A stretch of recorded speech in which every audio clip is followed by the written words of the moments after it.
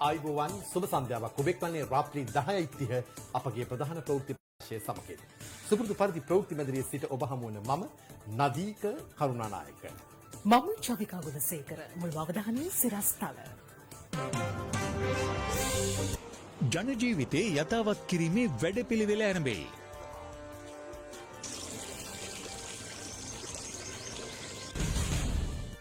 වසංගතයත් සමග සාගතයකටත් ඉඩ දෙනු බැහැ. නොපසුබස්නා ධෛර්යයෙන් වැඩ කරමු. ජනපති ජනාධිපති කාර්ය සාධක බලකාය හමුවේ කියයි. ව්‍යවස්ථා සභාව යළි රැස්වේ. ඡන්දය ගැන පෙත්සම් විභාගයට ශ්‍රේෂ්ඨාධිකරණයේ දින නියම කෙරේ. මැතිවරණ කොමිසම වෙනුවෙන් පෙනී සිටීමට නොහැකි බව නීතිපති කියයි. නිරෝධායන කොන්දේසි කැඩූ බස් සේවය.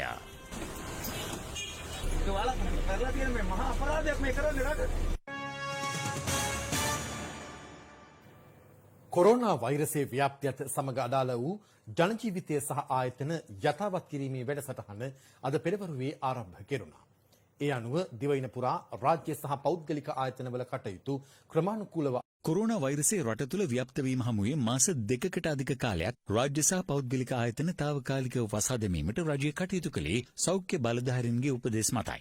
කෙසේ වෙතත් එලෙස වසා දැමුණු ආයතන අද යළි විවෘත කිරීමට කටයුතු කෙරුණේ රට යළි ක්‍රමානුකූලව සාමාන්‍ය තත්ත්වයට පත් කරලීමේ ප්‍රමුඛ අපේක්ෂාව අරමුණු කරගනිමින්. ඒ අනුව කොළඹ සහ ගම්පහ දිස්ත්‍රික්ක තුළ ඇඳිරි නීතිය බලපැවැත්වුණද ජන ජීවිතය යථා තත්ත්වයට පත් කරලීමේ පළමු අදියර අද ක්‍රියාත්මක වුණා. වෛරස ව්‍යාප්තිය හේතුවෙන් කොළඹ නගරේ රාජ්‍ය ආයතනවලට සියලුම රාජ්‍ය සේවකින් ඇතුළත් කරගනු ලැබුවේ විෂ බීජ හරණයට ලක් කිරීමෙන් අනතුරු වීම කැපී පෙනුණා.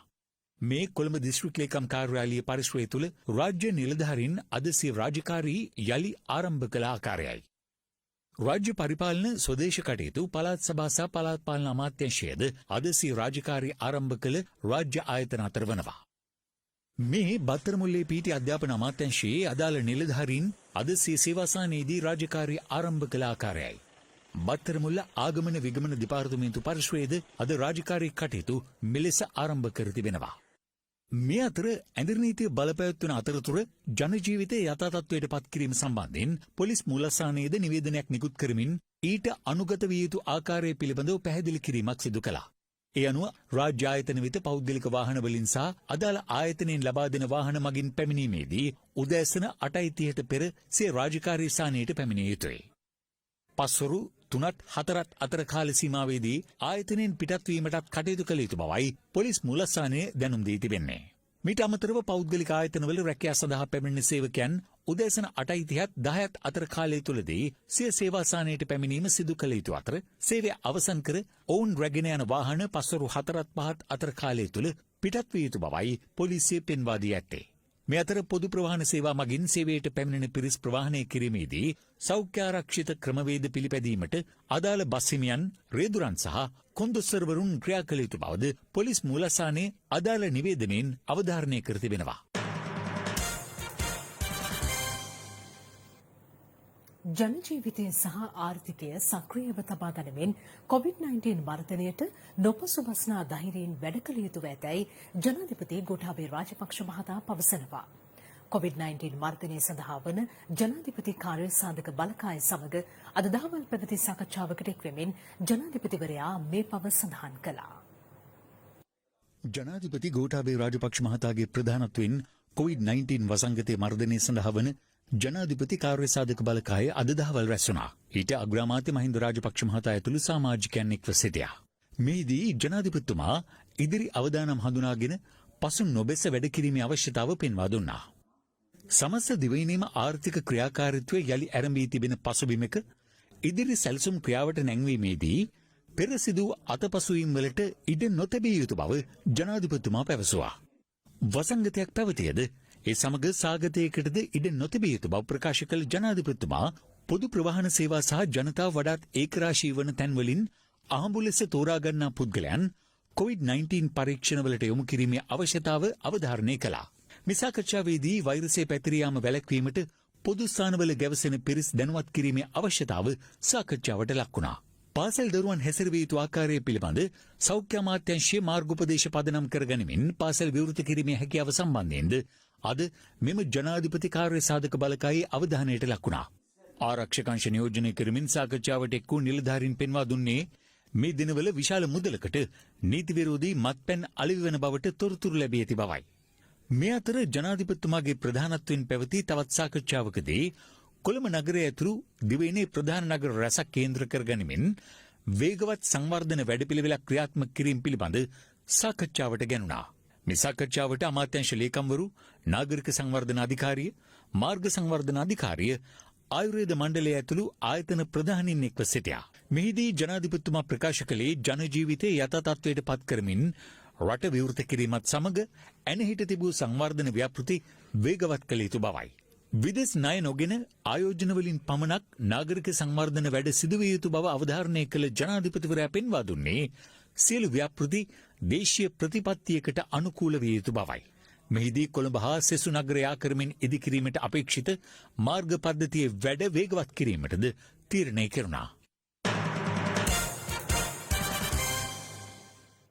රාජ්‍ය සහ පෞද්ගලික අංශයේ ආයතනවල සේවක සේවිකාවන්ගේ ගමන් පහසුව සඳහා අද දිවයින පුරා බස් රථ සහ දුම්රිය සේවා ක්‍රියාත්මක වුණා. කෙසේ වෙතත් මෙම ප්‍රවාහන සේවා පොදු මහජනතාවට විවෘත නොවූ අතර රාජකාරී කටයුතු සඳහා පැමිණි සේවක සේවිකාවන් වෙනුවෙන් දුම්රිය 10ක් ගමනාන්ත 5ක් වෙත ධාවනය කෙරුණා.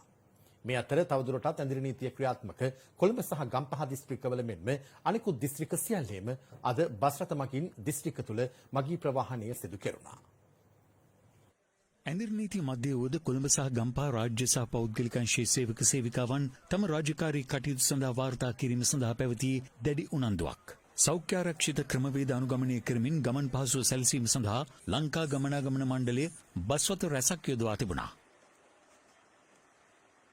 කොළඹ ඇතුළු විවිධ ස්ථානයන් සඳහා ළංගම බස් රථ ක්‍රියාත්මක වුවද දිස්ත්‍රික් අතර බස් රථ ධාවනය නොවීම හේතුවෙන් ඒ පිළිබඳව අවබෝධයක් නොතිබූ ඇතැම් ජනතාව දුෂ්කරතාවට පත්ව සිටින ආකාරය දක්නට ලැබුණා. මම හිතන්නේ ඒ ලබා දුන් උපදෙස් පිළිබඳ හරි අවබෝධයක් නැතුව වෙන්න ඕනේ මේගොල්ලෝ වෙතට ඇවිල්ලා තියෙන්නේ. ඒගොල්ලෝ මේ කොළඹින් බැහැර ප්‍රදේශවලට යාම සඳහා සූදානම්ින් තමයි ඇවිල්ලා තියෙන්නේ.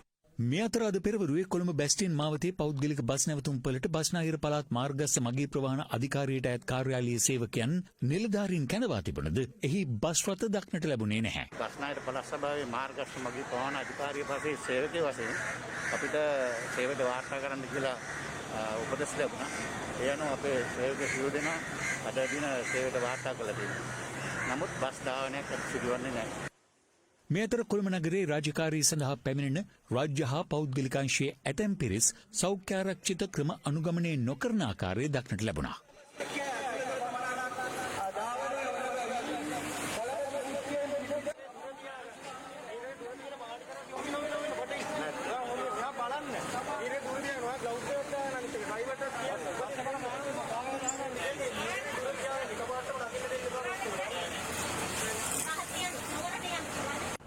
කොට්ටාව මාකුමුර බහුවිධ ප්‍රවාහන මධ්‍යස්ථානයේ සිට රාජ්‍ය හා පෞද්ගලිකාංශයේ නිලධාරීන් වෙනුවෙන් කොළඹ දිස්ත්‍රික්කය තුළ ගමන් පහසුකම් සලසා තිබූ ආකාරය දක්නට ලැබුණා.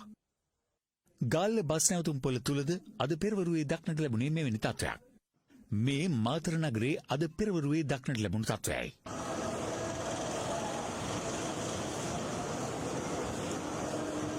අනුරාධපුර නගරයේදී අධික ලෙස මගින් පටවාගෙන පැමිණි බස් රථයක් උතුරුමැද පළාත් මාර්ගස්ස මගී ප්‍රවාහන අධිකාරියේ නිලධාරීන්ගේ පරීක්ෂාවට ලක් වුණා.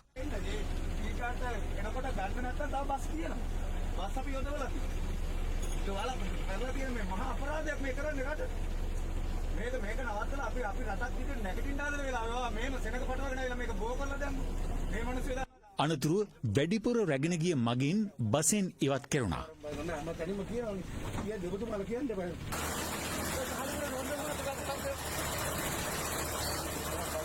කෙසේ වෙතත් කිසිම බස් රථයක් දිස්ත්‍රික් අතර ධාවනය නොවූ අතර ඒ සම්බන්ධයෙන් දැනුවත් නොවූ පිරිස් ස්ථාන කිහිපයකදීම අපහසුතාවයට පත්ව සිටියා. මීගමු මාර්ගයේ ධාවනය වූ රථවාහන පොලිස් නිලධාරීන්ගේ දැඩි පරීක්ෂාවට ලක් වුණා.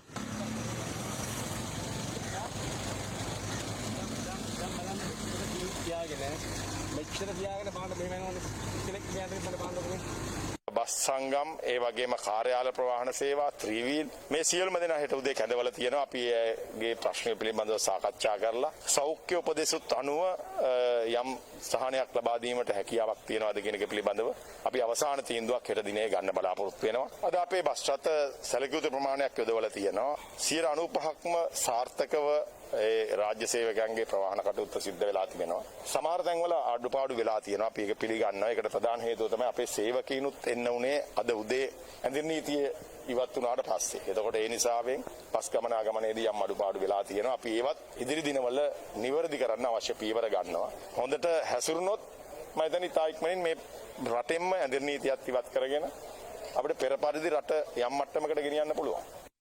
මේ අතර රාජ්‍ය සහ පෞද්ගලික අංශයේ සේවක සේවිකාවන් වෙනුවෙන් දිවයිනේ ස්ථාන 5ක සිට අද විශේෂ කාර්යාල දුම්රිය 10ක් ක්‍රියාත්මක වුණා.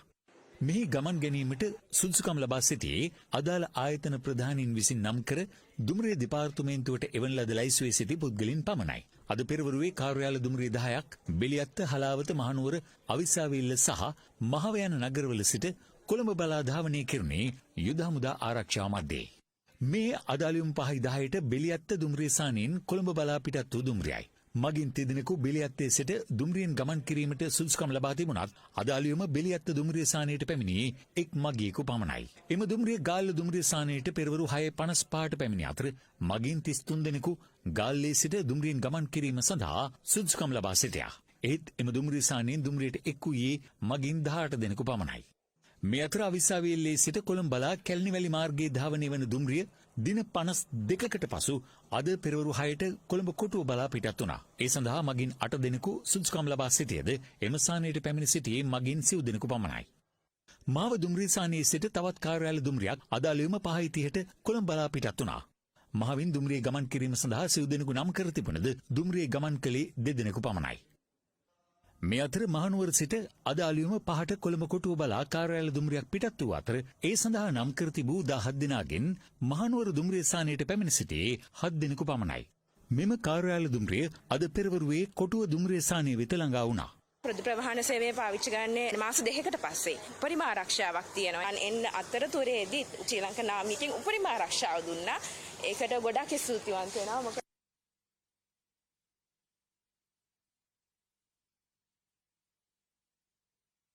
දිවයිනේ විවිධ ප්‍රදේශවලින් කොළඹට පැමිණි රාජ්‍ය සහ පෞද්ගලික අංශයේ සේවකයන්ගේ ශරීර උෂ්ණත්වය පරීක්ෂා කිරීම සඳහා උෂ්ණත්වය මැනීමේ උපකරණ දෙකක්ද කොටුව දුම්රිය ස්ථානයේ ස්ථාපිත කර තිබුණා. මගියගේ උෂ්ණත්වය 36.4යි. මේන මගියගේ උෂ්ණත්වය 36.0යි. අද පෙරවරුවේ කොළඹට පැමිණි කාර්යාල දුම්රිය 10ම පස්වරු 3:30 සිට කොළඹ කොටුවෙන් අදාළ ගමනාන්ත 5 වෙත පිටත් කෙරුණා.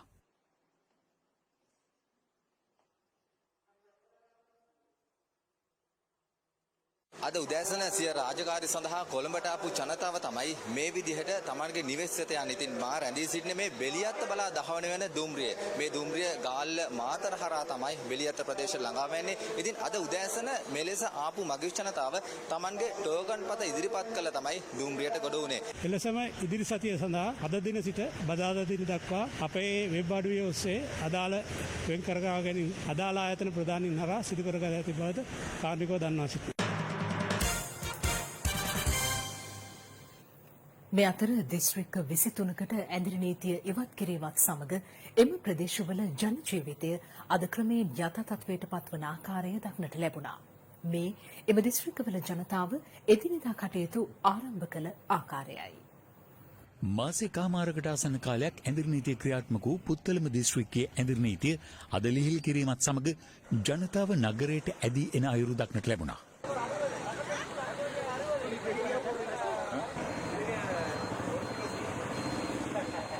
වෙනදා ජනා කීරණව තිබ්බ නගරය අද සුළු වශයෙන් තමයි ජනතාව තම අත්‍යවශ්‍ය දෛනික කටයුතු කර ගැනීම සඳහා පුත්තලම නගරයට පැමිණෙන්නේ. මේ අතර හලාවත නගරයටද විශාල පිරිසක් එක්ව සිටියේ ආරක්ෂිත ක්‍රමවේද අනුගමනය කරමින්.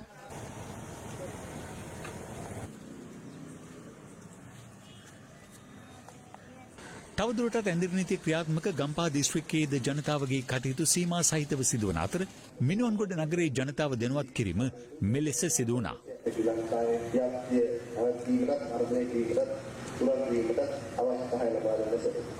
මේ අතර ඇඳුරු නීති ඉවත් කෙරුණු අනුරාධපුර නගරයට සාමාන්‍ය ආකාරයට ජනතාව පැමිණ සිටියේ සෞඛ්‍ය උපදෙස් අනුගමනය කරමින්.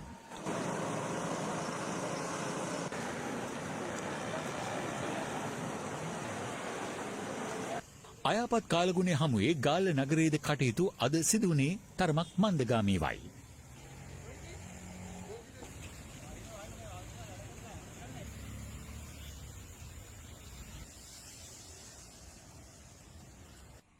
නිලුව සතිපොළ භූමියට කළුතර බේරුවල ආදී පිටපලාත් වලින් වෙළෙන්දන් පැමිණීම නිසා එම සතිපොළ භූමිය නැවත දැනුම් දෙන තුරු වසා දැමුණා. උදේ වෙළෙන්ද පිටිපලත් වලින් ආවුම් ගත්තේනේ. ඇවිල්ලා අපේ මේ ගමේ පොලේ සතිපොලේ බඩු දෑවා වෙළෙන්ද ගොඩක් හිටියා. ඉතින් ගොඩක් සෙනගත් ආවා. ඒක නිසා මේ PHI මහත්තයා පොලිසියෙන් ඇවිල්ලා ඒක තහනම් කරා. මහනුවර නගරයට දෛනික කටයුතු සඳහා අද සැලකිය යුතු පිරිසක් පැමිණ සිටියා.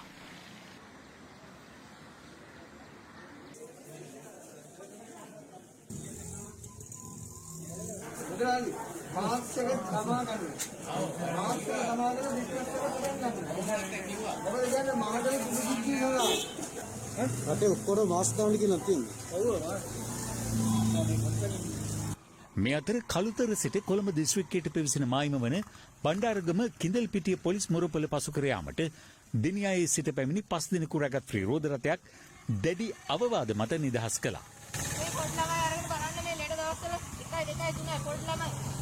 එමෙන්ම එම පොලිස් මුරපොළ පසු කර යාමට පැමිණි සිව් දෙනෙකු රැගත් යතුරු පැදියක් යලි හරවා යැවීමට පොලිසිය පියවර ගත්තා.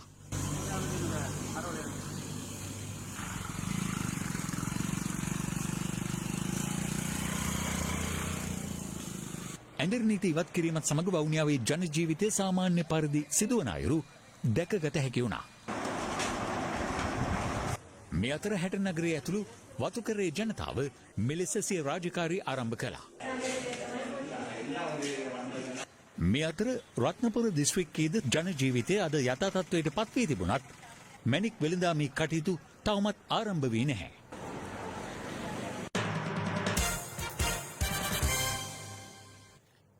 නව කොරෝනා වෛරසය ආසාදනය වූ රෝගීන් 863 දෙනෙකු මෙවන විට වාර්තා වී තිබෙනවා. අද දිනේදී මෙතෙක් කිසිදු රෝගියෙක් වාර්තා නොවූ අතර ප්‍රතිකාර ලබමින් සිටි රෝගීන් 22 දෙනෙකු සුවය ලබා පිටව ගියා. ඒ අනුව මෙවන විට සුවය ලැබූ සමස්ත රෝගීන් ගණන 343ක්. නව කොරෝනා වෛරසය ආසාදනය වූ මෙරට රෝගීන් සංඛ්‍යාව අද පස්වර වන විට රජයේ නිලදත්තවල දැක්වුණේ 863ක් ලෙසයි. ඒ අතරින් රෝගීන් 511 දෙනෙකු රෝහල්වල ප්‍රතිකාර ලබන අතර රෝගීන් 343 දෙනෙකු සුවය ලබා පිටව ගොස් තිබුණා. තවත් රෝගීන් 114 දෙනෙකු සැකපිට වෛද්‍යවරුන්ගේ අධීක්ෂණය යටතේ පසුවනවා. මේ අතර ඊයේ දිනේදී පමණක් රෝගීන් 16 දෙනෙකු අලුතින් හඳුනාගත්තා. මේ 16න් 13ක්ම නාවික හමුදා උදවිය. තවත් පුද්ගලයෙක් නාවික හමුදා පවුලක කාන්තාවක් සහ දෙදෙනෙක් ඉන්නවා ඩුබායි සිට පැමිණි පුද්ගලයෙක්. වෛරසය ආසාදනය වූ පළමු නාවික හමුදා සෙබලා හඳුනාගත් පසුගිය අප්‍රේල් මාස 22 වෙනිදා සිට මේ දක්වා හඳුනාගෙන ඇති රෝගීන් ගණන 555ක්. එම රෝගීන්ගෙන් 463 දෙනෙකුම හඳුනාගෙන උනේ නාවික හමුදා සෙබළුන් අතරින් සහ ඔවුන් ඇසුරු කළ පුද්ගලයන් ඇසුරෙන්. මේ අතර ඊයෙන් අවසන් වූ පසුගිය සතිය තුල පමණක් නව කොරෝනා වෛරසය ආසාදනය වූ රෝගීන් 148 දෙනෙකු හඳුනාගත්තා. එම රෝගීන්ගෙන් 37 දෙනෙකු පසුගිය සඳුදා හඳුනාගත් අතර රෝගීන් 29 දෙනෙකු බදාදා දිනේදීත් 27 දෙනෙකු බ්‍රහස්පතින්දා දිනේදීත් හඳුනා ගැනුණා. මේ අතර මෙතෙක් වැඩිම රෝගීන් පිරිසක් වාර්තා වී ඇත්තේ කොළඹ දිස්ත්‍රික්කයෙන්. ඒ අනුව දිස්ත්‍රික්කයේ ස්ථාන කිහිපයකදීම දිනපතා PCR සහ රුධිර පරීක්ෂණ සිදු කරනවා. අදත් මාලිගාවත්ත සහ ඒ අවට ආම්බුලන්ස තෝරාගත් පුද්ගලයන් කිහිප දෙනෙකුම PCR සහ රුධිර පරීක්ෂණවලට යොමු කරනවා. පසුගිය දින වල අපි නුකඩවා PCR පරීක්ෂණ කෙරුණා. නමුත් ඒ කිසිම PCR පරීක්ෂණයකින් කොළඹ නගර සභා බල ප්‍රදේශයට රෝගීන් මෙතෙක් වාර්තා වෙලා නැහැ. ඒ නිසා දිනක් හැර දිනක් PCR පරීක්ෂණ කිරීමට තමයි සැලසුම් කළේ. ඊයේ දිනේ තුල පමණක් දිවයින පුරාසාන කීපයකදීම PCR පරීක්ෂණ 1282ක් සිදු කර තිබුණා. ඒ අනුව ඊයෙන් අවසන් වූ ගත වූ සතිය තුල පමණක් සිදු කළ PCR පරීක්ෂණ ගණන 9763ක්. කෙසේ වෙතත් සෞඛ්‍ය අංශ පෙන්වා දෙන්නේ එම පරීක්ෂණ වලින් වාර්තා වන්නේ රෝගීන් ඉතා අඩු සංඛ්‍යාවක් බවයි. මේ අතර නිරෝධායනය සඳහා යොමු කර සිටි තවත් පිරිසක් එම නිරෝධායන කටයුතු අවසන් කර අද පිටව ගියා. මෙලෙස අදනෙක්ම ගිය කොළඹ බණ්ඩාරනායක මාවත කෙසෙල්වත්ත කොටහෙන සහ දෙමටගොඩ යන ප්‍රදේශවලින් නිරෝධායනය සඳහා ශ්‍රී ලංකා ගුවන් හමුදා ඉරණමඩු නිරෝධායන මධ්‍යස්ථානයේ වෙත යොමු කර සිටි පිරිසක්. ගුවන් හමුදාවේ සියලුම සමාජිකයින් අපිව ගොඩක් ආදරෙන් සහෝදරත්වයෙන් අපිව පිළිගත්තා. ඒකට මම ප්‍රථම වශයෙන් ස්තුතිය පුද කරනවා ගුවන් හමුදාපතිතුමාටයි. මේ ඉරණමඩු කඳවුරේ සේවය කරන සියලුම ගුවන් හමුදා නියෝජිතයින්ටත්. ගුවන් හමුදාව සඳහන් කළේ පිරිමි පුද්ගලින් 83 දෙනෙකු සහ කාන්තාවන් 92 දෙනෙකු ඇතුළුව 175 දෙනෙකු මෙලෙස අදනෙක්ම ගිය බවයි. ගුවන් හමුදාව විසින් ඔවුන්ට අවශ්‍ය සියලුම පහසුකම්, Wi-Fi පහසුකම්, රික්ෂෝදන පහසුකම්, ඒ වගේම කැම බීම අනෙක් අවශ්‍ය සියලුම දේවල් අපි විසින් සපයනු ලැබුවා. මේ අතර පුණානී නිරෝධායන මධ්‍යස්ථානයේ සිටි තවත් 94 දෙනෙකු අද නිරෝධායනයේ කටයුතු අවසන් කර එම මධ්‍යස්ථානයෙන් පිටත්ව ගියා. යුද හමුදාව සඳහන් කළේ ඉන්දියාවේ සිට පැමිණි සිසුන් පිරිසක් සහ ව්‍යාපාරිකයන් පිරිසක් මෙලෙස පිටව ගිය බවයි. යුද හමුදාවේ මේ කරලා තියෙන මේක කියන්න වචන නැහැ. ඉතාමත් සාර්ථකයි. ඒ වගේම ඒගොල්ලන්ට ගොඩක් පිං. සියලු දෙනාම ඉතාම හොඳින් අවශ්‍ය පහසුකම් සැලසුවා. කට ලොකු කිරීමක් කරා. ඔවුන් යාපනය කොළඹ සහ හලාවත දිස්ත්‍රික්කවල පදිංචිකරුවන්. ඊයේ දිනේදී ඔස්ට්‍රේලියාවේ මෙල්බර්න් නුවර සිට ශ්‍රී ලංකන් ගුවන් යානයක් මගින් 274 දෙනෙකින් යුත් කණ්ඩායමක් ශ්‍රී ලංකාවට රැගෙන එනු ලැබුවා. ඒ වගේම මැලේසියාවේ සිට ශ්‍රී ලාංකිකයන් 178 දෙනෙකු ඇතුළුව මේ රටවල් දෙකෙන් ඊයේ දිනේදී 450 දෙනෙකු දිවයිනට ශ්‍රී ලංකා රජය විසින් රැගෙන එනු ලැබුවා. මේ රැගෙන ආපු සියලු දෙනාම ශ්‍රී ලංකා යුද හමුදාවේ යටතේ නිරෝධායනට ලක් කිරීමට අපි කටයුතු කරනු ලැබුවා. ඔවුන් මේ වන විට නිරෝධායන වෙමින් සිටිනවා. ත්‍රිවිධ හමුදා විසින් පවත්වාගෙන යනු ලබන පූනානී ඉරණමඩු සහ නාවික හමුදා නිපුණ යන නිරෝධායන මධ්‍යස්ථාන වෙතින් පුද්ගලයන් 279 දෙනෙකු නිරෝධායන ක්‍රියාවලින් අනතුරුව සහ PCR පරීක්ෂණ නිම කිරීම හේතුවෙන් ඔවුන් අද දිනේදී පිටත් කර ඇවීමට කටයුතු කරනු ලැබුවා. මේ අනුව ශ්‍රී ලංකාව තුළ ත්‍රිවිධ හමුදා විසින් පවත්වාගෙන ගිය නිරෝධායන මධ්‍යස්ථාන වලින් 7391 දෙනෙකු මේ දක්වා නිරෝධායනය වී තම නිවෙස් බලා පිටත් කර යවනු ලැබුවා. අද දින වන විට නිරෝධායන මධ්‍යස්ථාන 39ක 3805 දෙනෙකු තවදුරටත් නිරෝධායන වෙමින් පවතිනවා. මේ අතර COVID-19 වෛරස මර්ධන කාර්ය සාධන ක්‍රියාකාරී සමාලෝචන කමිටුව සෞඛ්‍ය අමාත්‍ය පවිත්‍ර වන්‍යාරච්චි මහත්මියගේ ප්‍රධානත්වයෙන් අද පෙරවරුවේ රැස්වුණා. එහිදී ඇඳිරි නීතිය ලිහිල් කිරීම සහ සේවාසන විවෘත කිරීම පිළිබඳව අවධානය යොමු තිබෙනවා. සෞඛ්‍ය අමාත්‍යාංශය සඳහන් කළේ වෛරසයේ ව්‍යාප්තිය වැළැක්වීමට ගත යුතු ක්‍රියාමාර්ග පිළිබඳව උපදේශන මාලාවක් මෙහිදී අමාත්‍යාංශය හඳුන්වා දුන් බවයි.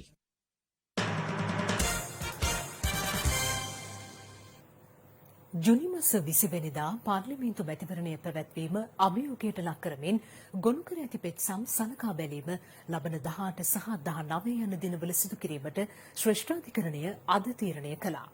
ඒ අදාළ පෙත්සම් අගවිනිසුරු ජයන්ත ජයසූරිය මහතා ප්‍රමුඛ ත්‍රිපුද්ගල ශ්‍රේෂ්ඨාධිකරණ විනිසුරු මඩුල්ල හමුවේ අද කැඳ වූ අවස්ථාවේදී මේ අතර මහමැතිවරණ දිනය සම්බන්ධයෙන් ශ්‍රේෂ්ඨාධිකරණයේ හමුවේ ගොනු කර ඇති පෙත්සම් වලට අදාළව තමන්ට මැතිවරණ කොමිසම වෙනුවෙන් පෙනී සිටීමට නොහැකි බව නීතිපතිවරයා අද ශ්‍රේෂ්ඨාධිකරණයට දන්වා තිබෙනවා.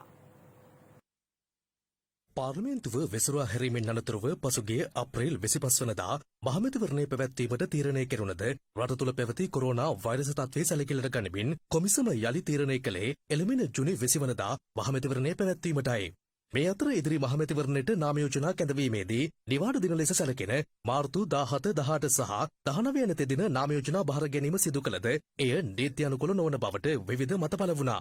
ඒ සම්බන්ධයෙන් මැතිවරණ කොමසාරිස්වරයා නීතිපතිවරයාගෙන් උපදෙස් විමසූ අතර නීතිපතිවරයා කොමිසමට දැනුම් දුන්නේ නීතියේ සඳහන් ක්‍රියාපටිපාටියට අනුව මහමැතිවරණය පැවැත්වීමට කටයුතු සිදු කරන ලෙසටයි.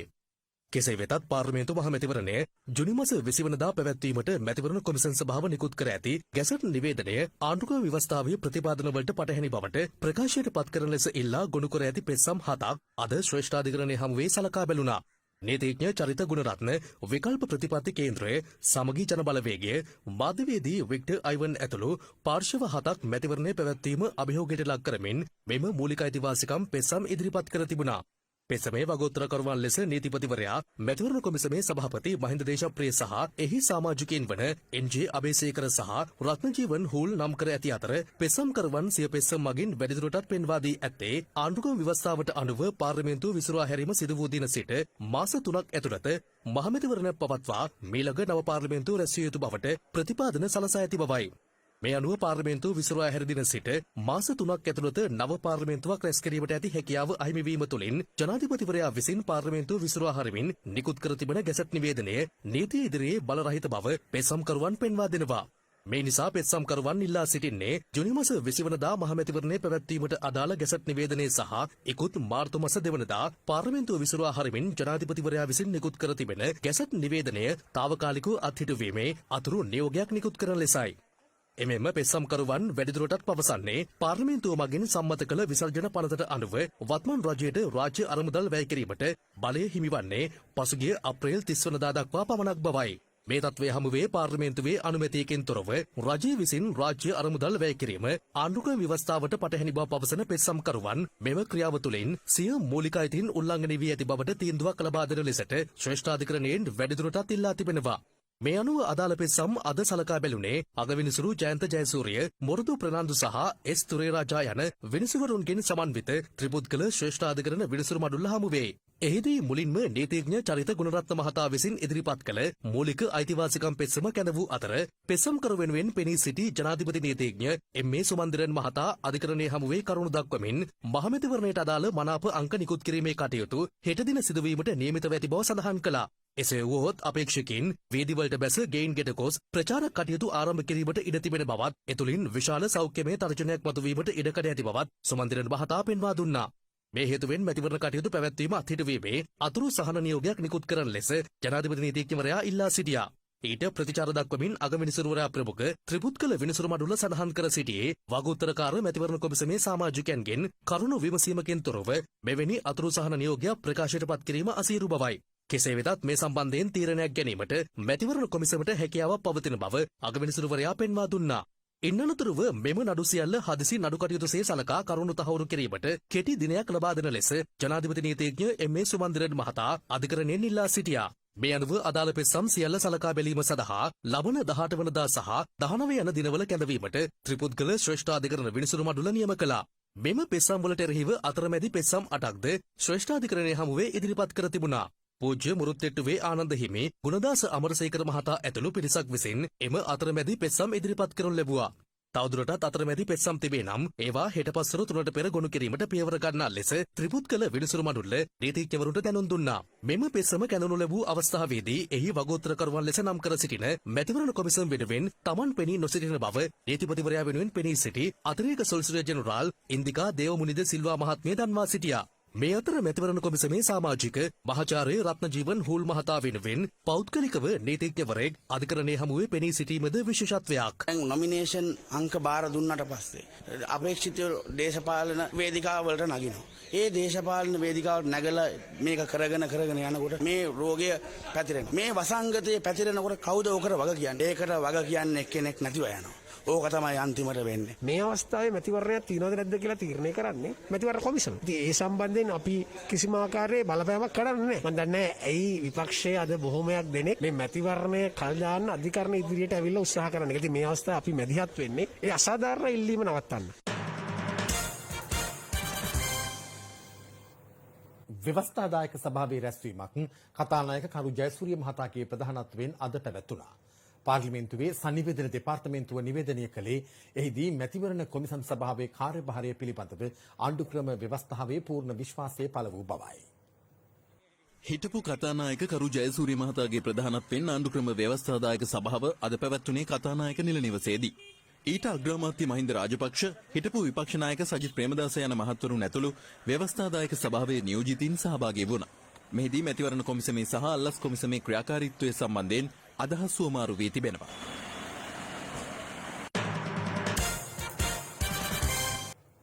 දෙදහස් 20 වසරේ අධ්‍යයන පොදු සහතික පත්‍ර උසස් පෙළ ශ්‍රේණි සඳහා ඇතුළත් වීමට නියමිත සිසුන්ට ඒ සඳහා මාර්ගගත ක්‍රමයට අයදුම් කිරීමට හෙට සිට අධ්‍යාපන අමාත්‍යාංශය විසින් අවස්ථාව සලසා දී තිබෙනවා. ඒ අනුව www.info.moe.gov.lk වෙබ් අඩවිය වෙත පිවිස අයදුම් කළ හැකියි. එක් අයදුම්කරුවෙකුට පාසල් 10ක් දක්වා අයදුම්පත් යොමු කළ හැකි අතර සියලුම අයදුම්පත් ජුනි 12 වනදාට පෙර යොමු කළ යුතු බව අධ්‍යාපන අමාත්‍යාංශය නිවේදනය කරනවා. එසමගින් රාත්‍රී 10:30 අපගේ ප්‍රධාන ප්‍රවෘත්ති ප්‍රකාශය අවසන් වෙනවා. මම නදීක කරුණානායක. මම චවිකා ගුණසේකර. සුබ රාත්‍රියක්.